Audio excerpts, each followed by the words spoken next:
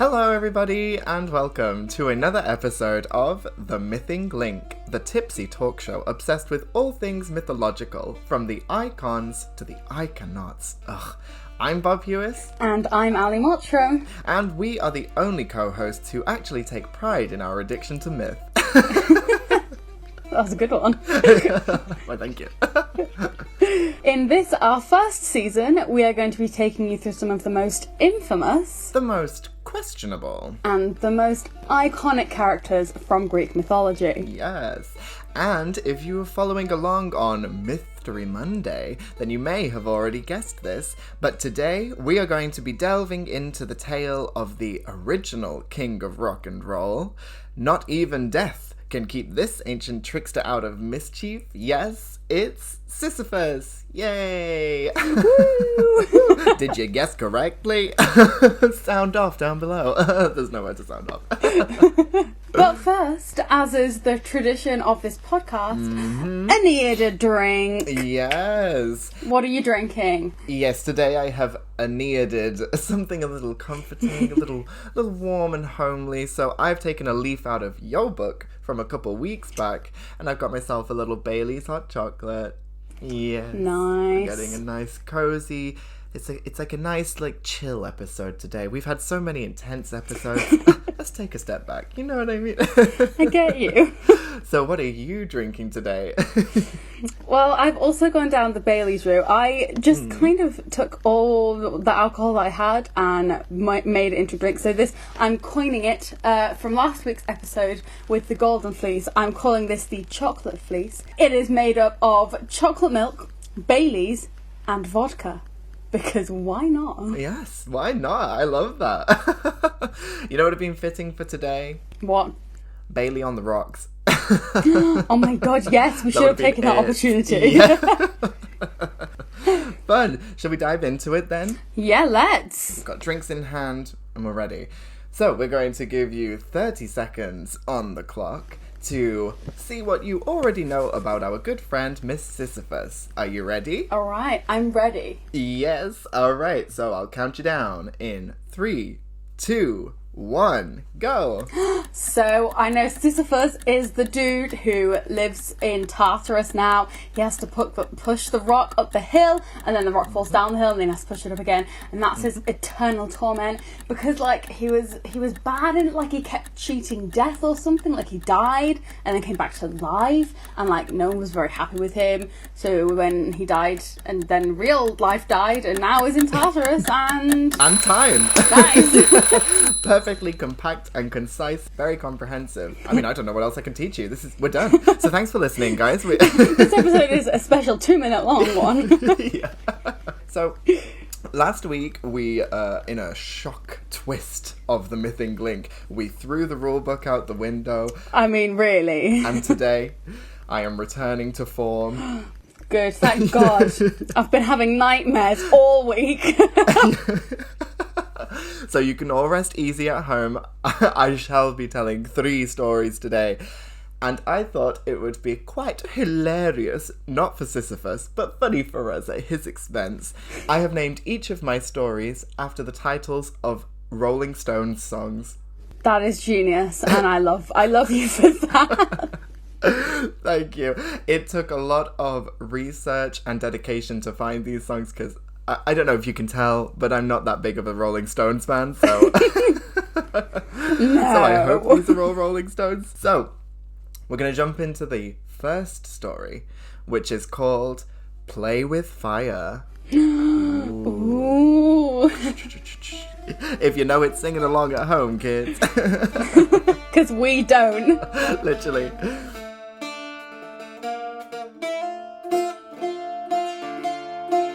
Right, so, as you rightfully said, Miss Sisyphus was a bit of a trickster, a little bit of a conniving, cunning, scheming sort, right? He was not a friend of the gods. Gods were not fans of him, and he was actually in life the king of Ephyra, which is now Corinth. Okay. And one of his favourite hobbies was killing travelers and guests who came to his house. Oh my god, we've got so much in common. That's my favourite hobby too. Oh my god. That's why you know so much about Sisyphus. It is you. What can I say? Do you know how many postmen we've gone through? They knock at the door and they're dead. I tell you that. So that's great for you. I love that for you. I love that journey for you. But for Sisyphus, it was not that good because in killing his guests and his travelers, he is breaking one of the sacred customs of ancient Greek hospitality. Oh. He was breaking one of the most sacred customs of ancient Greek hospitality, which was called xenia. Interesting. Yes. Which was the practice of always accepting into your house any traveller who came by. And in fact, Zeus, our good friend Zeus, was the protector of Xenia. And so he was definitely mad that Sisyphus was just being completely flagrant, disrespectful, and killing people left, right, and centre, because that's not how we do things in ancient Greece. No, that is not how we do things. No, I've dreamt about being like a traveller in ancient Greek time, because you can literally go to you could just go to some a king's palace, and he has to be nice to you in case you're a god in disguise. That would be great. I'd love that. Yes. We would make full use of that. We'd be in Beverly Hills hi, pennies, please. Just oh, I'm just a lowly beggar. But Sisyphus is not the one. He's the house you don't want to go to. No, no, definitely You've not. messed with the wrong king. And so not only is he kind of a trickster, kind of cunning and killing, he also had a brother called Salmoneus. No relation to Salmonella. Okay, Salmonella, his brother. Okay, and his name is basically Syphilis. Okay, nice. Yes.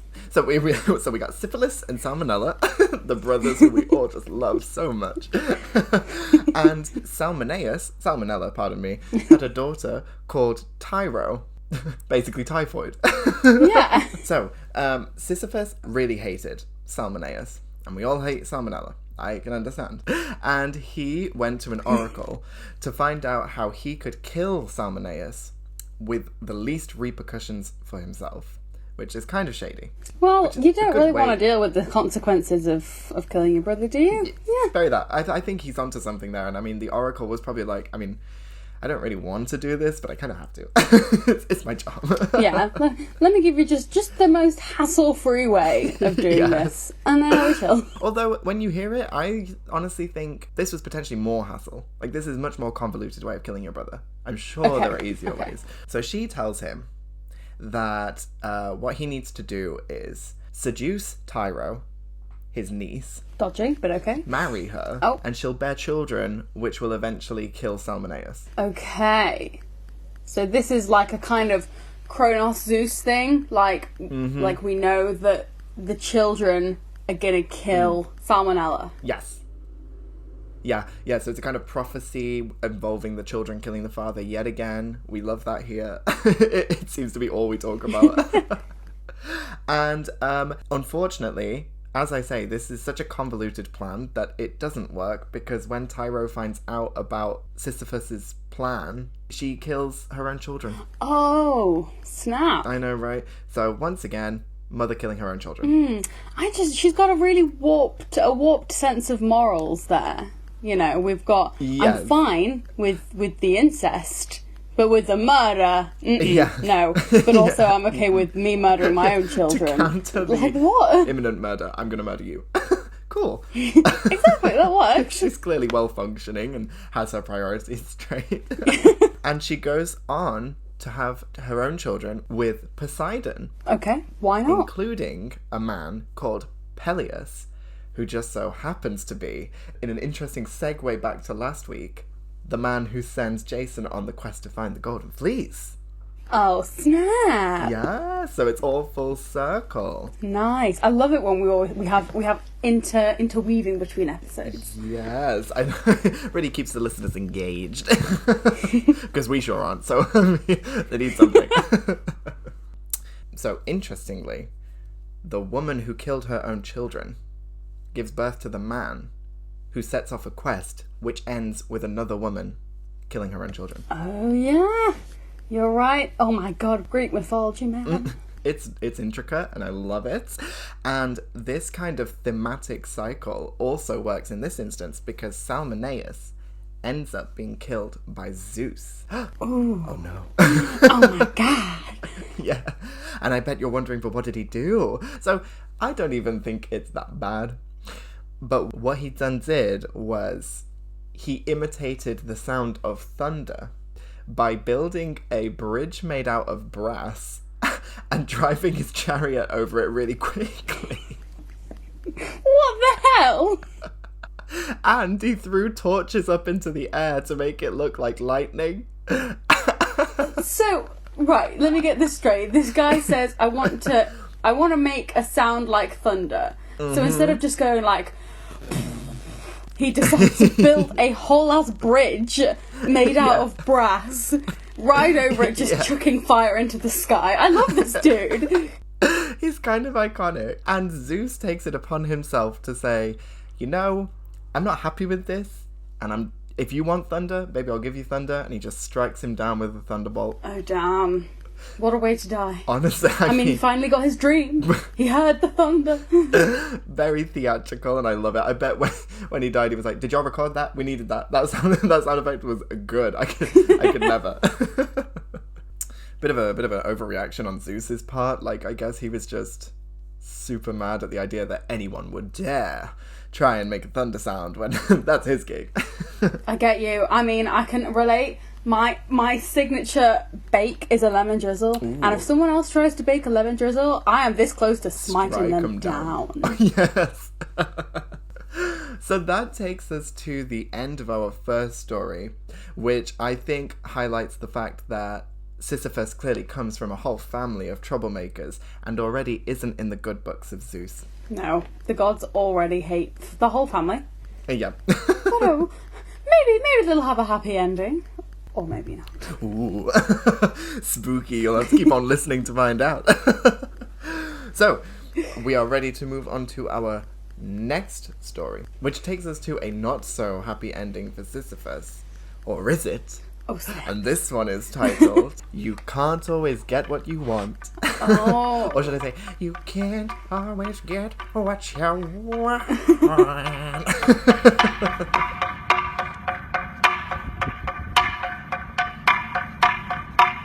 So, we pick up where we left off.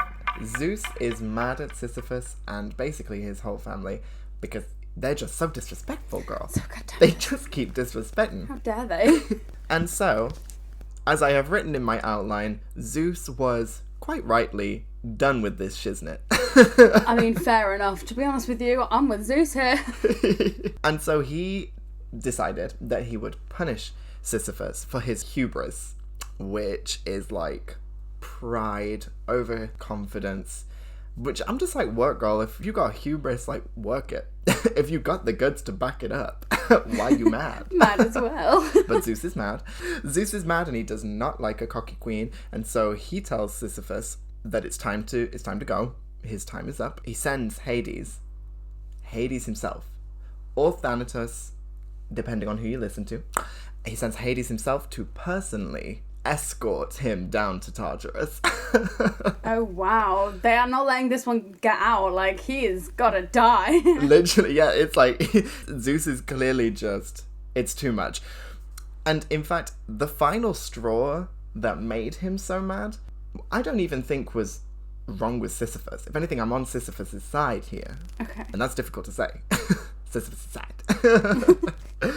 But basically, the final straw for Zeus was that Sisyphus revealed to Asopus, there's a lot of, like, usses going on over here. He reveals to Asopus the whereabouts of his daughter, Aegina, who Zeus had abducted and just, like, taken to an island. So again, we're seeing Zeus has got this abducting problem. Yes. He really must struggle to get girls because he is forever. Like, was he an animal this time, or? He sure was. You know it, doll. He was an eagle. Of course. Because he can't help himself. God damn it. He's just... So he has swooped in, taken Aegina away from Asopus, and Sisyphus just so happened to see this and says to Asopus, babe, your daughter's over there on the island over there. Because Zeus just, like, took her for some reason. Like, you didn't even search very hard. Yeah. Like, she's right there. Yeah, literally. I can see her. I'm looking at her. Yeah, and Zeus is just livid. He's like... She's what? waving. Yeah. She's like, Dad. Zeus is mad. This is the last straw. He's like, what? I thought I hid her really well. How did you see? So he's done. He's over it. And he is sending Hades himself, or Thanatos, to pull him down to Tartarus, because he's not letting him get away. This is serious stuff. Getting the 5-star elite treatment. Honestly, I'd be like, you guys seriously think so much of me that you've got to send literally like the god of the underworld. And this is where we see that Sisyphus is just so wily, so clever, so intelligent. And, well, I mean, I say that. Having just said that, I'm immediately going to say, actually, no, this is Hades who's in the wrong. Very much Hades who's in the wrong in this situation. Basically, Hades is like, I'm taking you down to Tartarus, and I'm bringing shackles with me. And Sisyphus is like, oh, cool looking shackles. Like, how do you use them? How do they work? And Hades is like, oh, well, let me show you on myself. Let me just... So you just lock it here and lock it here. And puts the shackles on himself. So then Sisyphus just goes and is like, bye. So, I mean, you could say that Sisyphus is wily and cunning, or you could just say, Hades, girl, haven't you done this long enough to know? Like, what were you thinking? What did you think was going to happen? To me, this sounds like a cover-up. This sounds like Sisyphus and Hades were doing some business, and then it all went wrong, and Hades had to come up with, like, a super quick way of explaining it, which is, in fact, the most stupid thing I've ever heard. I was just showing him how the shackles work. Like, that was all. Oh my god, Tartarus is just full-on sex dungeon. So Sisyphus has escaped the leather BDSM room that is Tartarus, and Hades, it's all gone wrong. He's left crying naked on the floor with just the handcuffs on.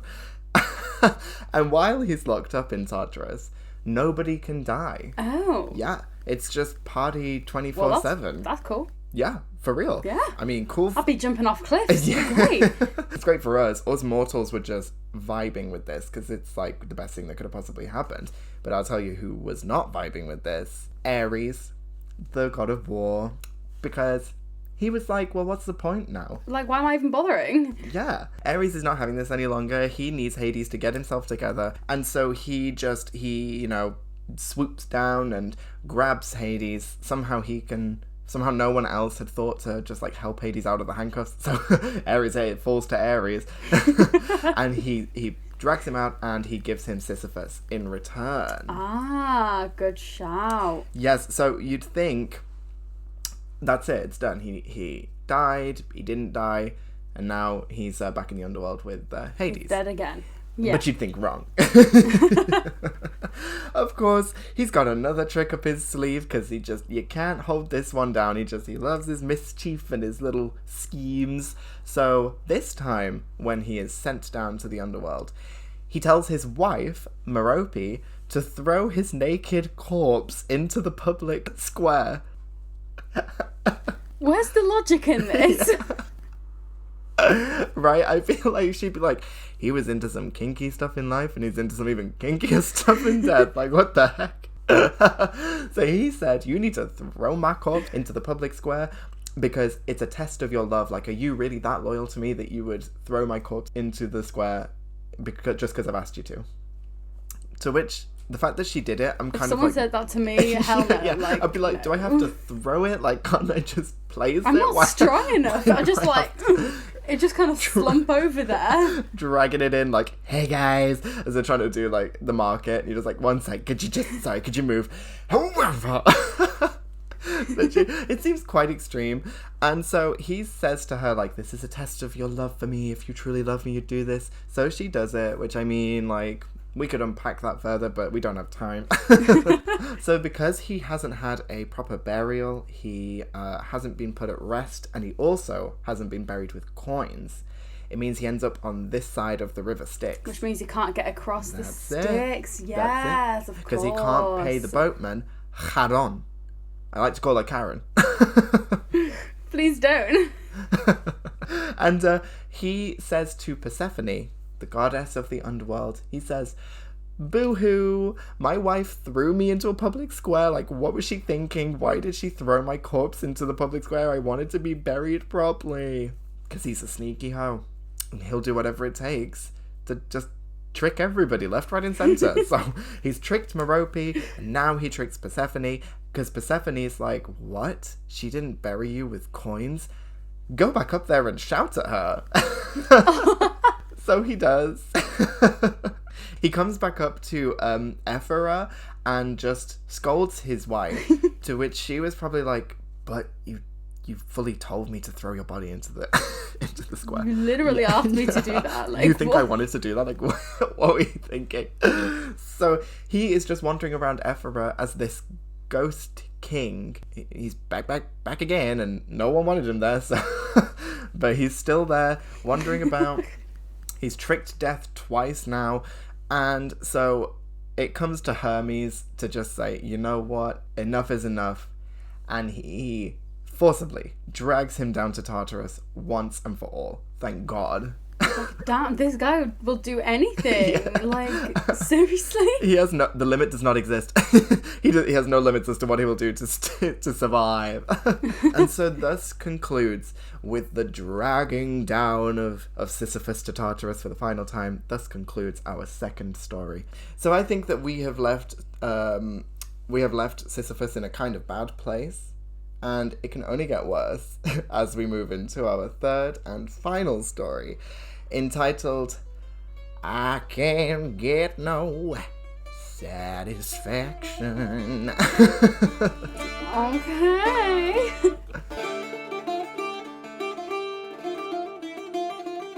Yes, it's a little bit teasy. It's a little bit Sisyphus tease. Yeah. So except here for we when go. Hades visits with the shackles, but you know, whatever. Yeah, oh yes, we'll leave that. What happens in Tartarus stays in Tartarus, honey. You just gotta be free. So, by this point, basically all of the gods are just like, who is this Sisyphus kid? Like, he just thinks he's all that, making all of our lives a misery. We're done with him. So Zeus is probably thinking, "I told y'all." Yeah. Like, I called it. said I from the called beginning, this. He was no good. And so he said, "You know what, Sisyphus, in life, you were cunning, you were wily, and you were super hubristic because you thought you were cleverer than me." Which, in fairness, He literally was. He proved it multiple times. I mean, yeah. So I feel this is more Zeus's insecurities coming through, more so than Sisyphus's. I mean, I think it's unjustified at this point. But he decided that the perfect way to punish such a overconfident, cocky sort would be to give him an impossible task that would last for all eternity. To just be like, there you go. That's not There's your fun. reward. I would not enjoy that. No. Precisely. And as you said, he was forced, honey, to push this boulder up a mountain for all eternity.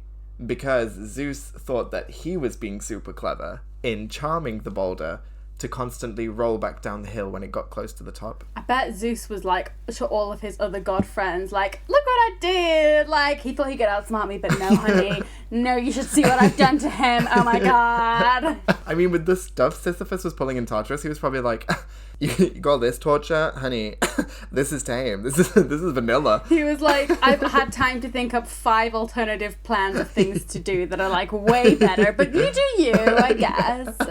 Sisyphus, I guess, in the world of mythology, this is where Sisyphus still is. Just Yeah. in Tartarus, rolling a boulder up a hill, and it's rolling back down.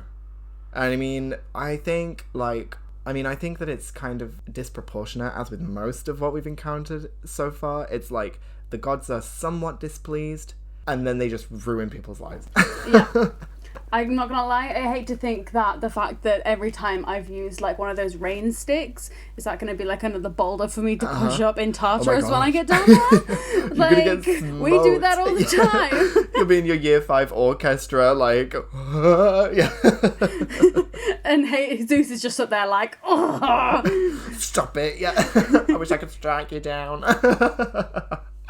So, and from this point, everybody just was obsessed with Sisyphus. So, in a way, Zeus kind of shot himself in the foot. Because in giving him such an iconic and symbolic punishment, like, the Greeks just could not get enough of him. And even beyond the Greeks, just couldn't get enough of him. So I know. So in classical Greece, Euripides said that Sisyphus was in fact the father of Odysseus. Oh, snap. What about Odysseus' father? Poor him. Well, I mean, Euripides just had no concern for him. Then, in 1942, so very modern, we are like, for the first time in Mythinglink history, we are just leaping our way out of ancient Greece, moving to 1942, when Albert Camus, the French philosopher, wrote The Myth of Sisyphus, which was a book like all about how the punishment of Sisyphus kind of reflects how everything we do is just a vain task. And that's the absurdity of life. Oh, snap. I mean, Zeus must... He's not happy right now, I can imagine. Right? He's probably like, this was supposed to be a punishment, and now you're like, sorry? Like, what is this? So Camus says that this reflects, like, life struggles and the absurdity of life struggles, but that the only way we can get through it all is if we imagine Sisyphus happy. That's Camus's lesson. It's if you can imagine that Sisyphus is happy and that just the task of pushing the boulder gives him enjoyment enough, that's all we can hope for. Because if you think too much about the meaning of what you're doing in life, it'll just get you down. Okay, so we've got to think that Sisyphus's, that sounds fun to say, eternal punishment he's enjoying. Okay, alright, why not? He's loving it. Yeah, he's loving it. He's... I was trying to do the McDonald's whistle. He's loving it. I don't even know what key that was. That wasn't in a key. That was stanky. That was that wasn't in any key at all. So I mean, I think that's a lovely moral for us to complete our final story on. Just be happy in doing the task you're doing, and don't worry too much about what it means or what value comes from it, because there's value in just doing the task itself. And never imitate thunder. That's what we've learned from today. Yes, well, that's...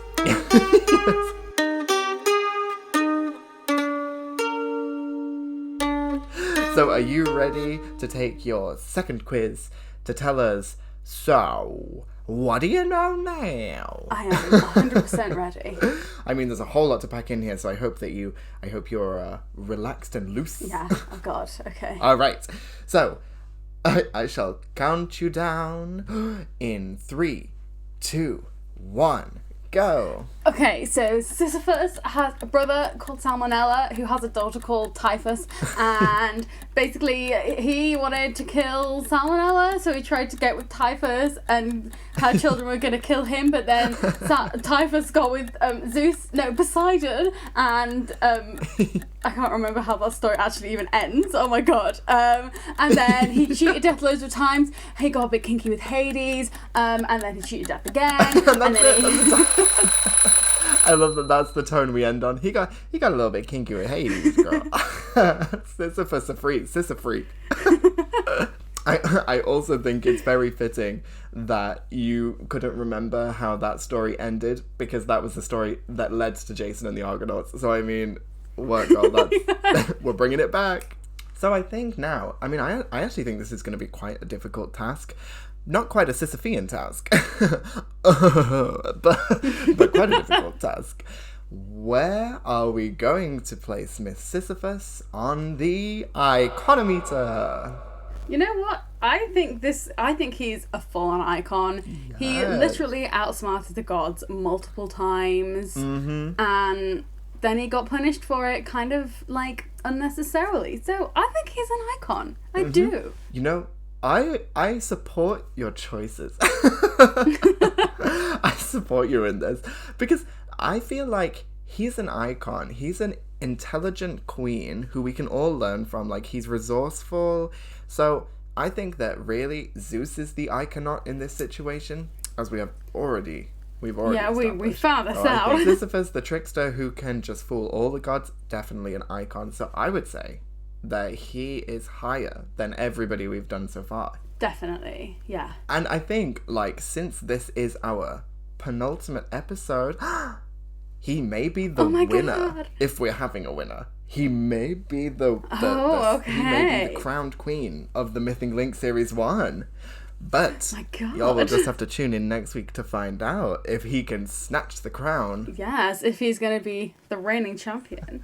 So, if you have enjoyed this episode, if you enjoy this podcast and you just want more, then follow us on Instagram at The Mything Link. And make sure to use the hashtag MythingLink when you post. You can also email us at mythinglinkpod@gmail.com. You can send us questions, fan art, or ideas for future episodes. We actually got fan art from last week. We did? We did. We got the dragon wearing the golden fleece. Oh my gosh, I'm so happy about that. Oh my gosh, we will be posting that on Instagram for sure. Thank you so much. Speaking of, what fan art do you want to see from this week? I think I have a feeling I know what you want to see from this week. God. Okay. You kinky sworded. Oh, y'all know I want to see... I want to see Hades in those shackles. That's what I want to see. I want to see... I want to see Salmonella, like, trying to make the thunder sound. And I want backstory. Definitely. I want to know why. What was his reasoning? Like, wait, what was this? What kind of theatrical, like, sound effects business was he starting? I mean, I need to know. So please, if anyone has the artistic abilities, because I do not, to do that, please send it in. Nice. So, yes, make sure you do all of that. Make sure that you rate our podcasts wherever you listen to our voices and leave a comment. You know, let us know how much you love us. Don't let us know if you hate us. We don't want to hear it. Also, tell your friends about us if you have any. And if you don't, then make some and then tell them about this. Yeah, this is a great starter. Great conversation starter. Hey, do you listen to this niche podcast? Hey, do you listen to the Mything Link? And they're just like, oh, hell no, I'm not going there. Tread carefully, everyone. You don't want to push them away too soon. Nice, so I think that's everything for this week. So we're just gonna go roller boulder up a hill real quick. I accidentally farted during the episode and it sounded too much like thunder, so I think that I'm being punished right now. I gotta go roller boulder up a hill. So we shall see you next week, but first we'll see you on Mystery Monday. Make sure you follow along on Instagram to see who our final character shall be, our final victim. I can't believe we've reached the final episode already. The last person in season 1 of the Mything Link. I know. This is crazy. I mean, it's been a wild journey. Thank y'all for coming on it, and we look forward to seeing you next week on another episode of The Mything Link. Mything Link. Bye. Bye.